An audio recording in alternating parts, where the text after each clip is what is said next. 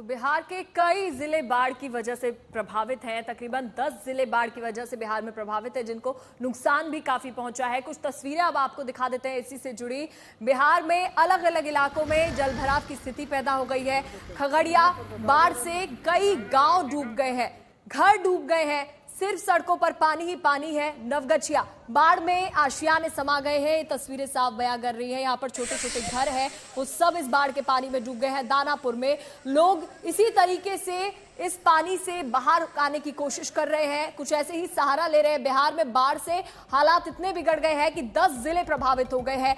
तकरीबन 17 लाख के करीब लोग इससे प्रभावित हुए हैं। अब तक मौत का आंकड़ा बिहार में 26 पहुंच गया है बाढ़ की वजह से। इलाज पर 32 टीमें तैनात की गई हैं बिहार में। कहां पर असर पड़ा है ये समझिए। भोजपुर, पटना, वैशाली, लखीसराय, भागलपुर, ये वो इलाके हैं जहां पर बाढ़ के बाद असर पड़ा है। मुंगेर, बेगूसराय, सारण, खगड़िया, सुपौल, बिहार में ये सारे इलाके प्रभावित हुए हैं। गंगा नदी के कारण प्रभावित इलाके, कोसी नदी, बूढ़ी गंडक नदी के कारण खगड़िया, ये सारे वो इलाके हैं जो बाढ़ की वजह से प्रभावित हुए हैं। अभी ये खतरा और मंडरा रहा है बिहार में।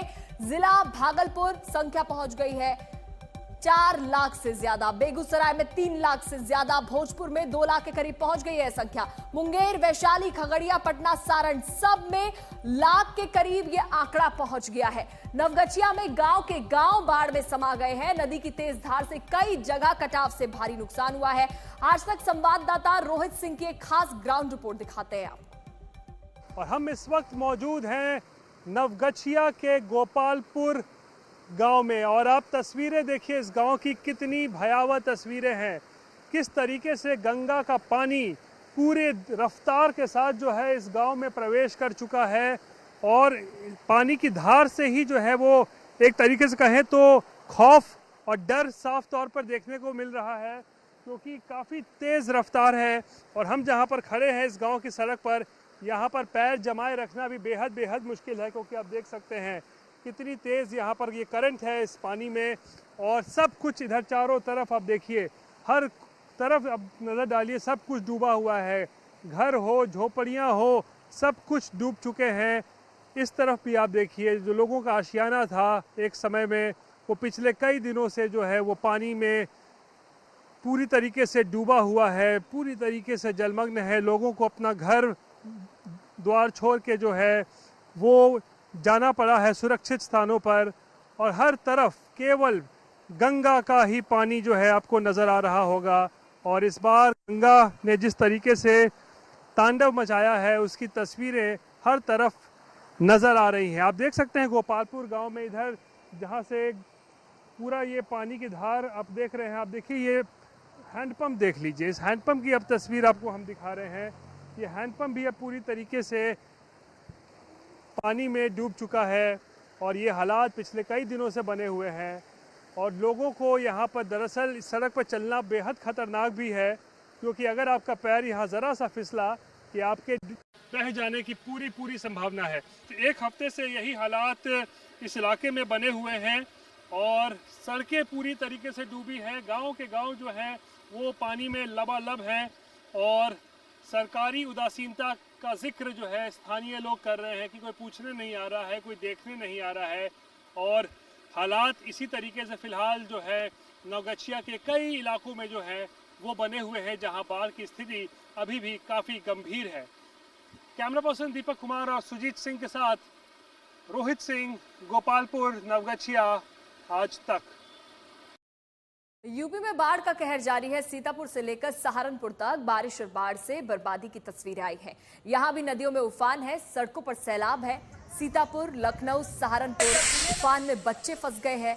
ये अलग अलग तस्वीरें आप देख रहे हैं। बाढ़ ने किस तरीके से तबाही मचाई है। हापुड़, वाराणसी, शाहजहांपुर, ये 6 तस्वीरें साफ बयां कर रही है बाढ़ की तबाही की मंजर।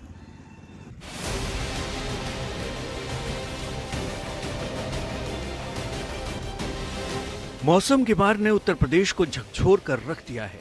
प्रदेश में बाढ़ बारिश का कहर जारी है। नदियां उफान पर हैं, गांव दर गांव जलमग्न हैं, जिंदगी पानी में फंसी है और इंसान लाचार नजर आ रहे हैं। ये तस्वीरें हैं सीतापुर के रेउसा गांव की, जहां जिंदगी पानी में डूब चुकी है और उम्मीदें हर लहर के साथ बहती जा रही हैं। बाढ़ आई है मगर इस बार पानी नहीं, दर्द उमड़ा है। गांव और शहर का संपर्क टूट चुका है। सड़कों पर अब धाराएं बह रही हैं।